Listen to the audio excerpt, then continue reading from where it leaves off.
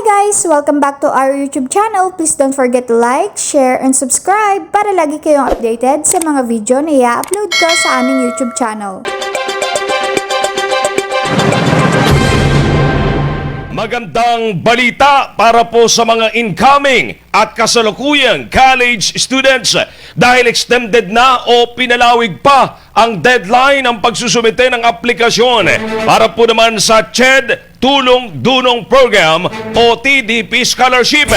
Ayon po sa update ng ilang rehiyon, ang bagong deadline ng Google Form application ay hanggang Agosto 14 ngayon pong araw, habang ang pagsusumite naman ng mga hard copies ay hanggang Agosto 18. Mayroon ding rehiyon na hanggang August 31 ang itinakda nilang deadline. Ibig sabihin, may dagdag pang panahon ang mga magulang o estudyanteng hindi agad nakapagproseso ng kanilang requirements nito pong mga nakarang araw dahil sa epekto ng masamang panahon.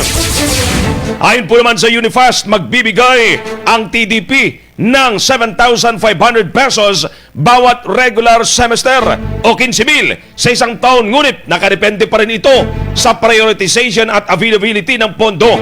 Kabilang sa pangunahing kwalifikasyon ang pagiging Filipino citizens, may pinagsamang gross household income na magulang o guardian na hindi lalampas sa 400,000 pesos kada taon at kasalukuyang naka-enroll sa unang undergraduate degree program sa partner state universities and colleges, CHED-recognized local universities and colleges o kwalipikadong pribadong higher education institutions.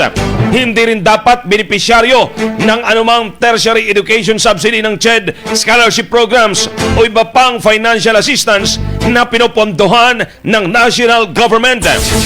Para naman sa mga bagong aplikante, kabilang sa mga hinihinging dokumento ang TDP-TES application form na inyo pong makukuha online. Ilalagay po namin sa comment section ng video ang link ng form, mga kabrigada. Hanapin nyo po mamaya sa comment section yung link para doon po sa application form.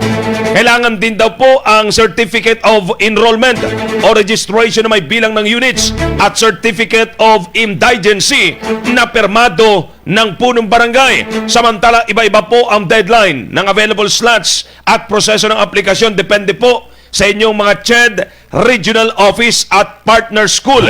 Kaya sa mga college student at mga magulang, huwag na po maghintay ng deadline. Alamin agad sa inyo pong paaralan o CHED Regional Office kung may bukas na aplikasyon at kung pasok kayo sa mga kwalifikasyon dito po sa Tulong Dunong Program ng CHED. Biro mo, 7,500 pesos kada semestre. Thanks for watching. Please don't forget to like, share, and subscribe.